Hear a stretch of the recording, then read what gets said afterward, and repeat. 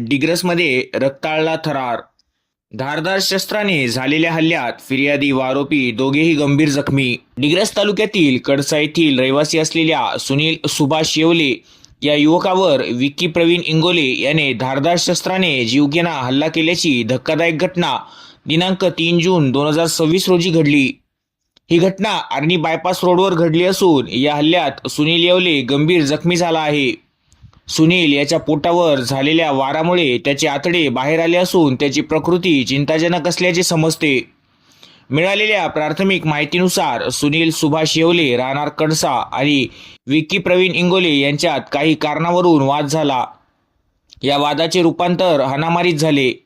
यावेळी विक्की इंगोले याने धारदार शस्त्राने सुनील याच्यावर वार केले.